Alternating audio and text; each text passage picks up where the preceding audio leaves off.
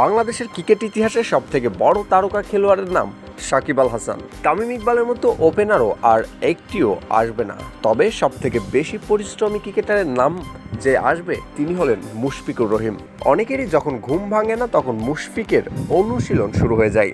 এক সাক্ষাৎকারে মুশফিককে প্রশংসায় ভাসালেন তারই সতীর্থ তামিম ইকবাল খান। বাংলাদেশের তরুণ একদল ক্রিকেটার সাকিব কিংবা তামিমকে অনুশীলন করে তাদের ভবিষ্যৎ নির্বাচন করছে।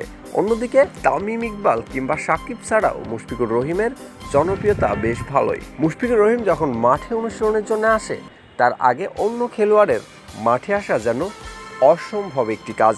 মুশফিক যখন অনুশীলনে সবার আগে আসেন ততক্ষণ কাজ না হওয়া পর্যন্ত মাঠ ছাড়েন না। যে কোনো তরুণ কিংবা উদীয়মান ক্রিকেটারের জন্য এমন একজনই তো আইডল হওয়া উচিত। গত শনিবার কানপুরের দ্বিতীয় টেস্টের আগে বৃষ্টি বিঘ্নতিতে ম্যাচ বিরতিতে গড়ালে তখন বিভিন্ন বিষয় নিয়ে কথা বলেন ধারাভাষ্য কক্ষ থেকে তামিম ইকবাল।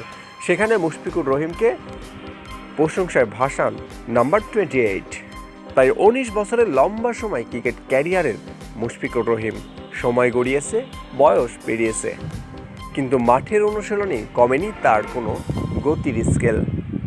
37 বছর বয়সে এসেও দলের জন্য এক অপরিহার্য নাম মুশফিকুর রহিম।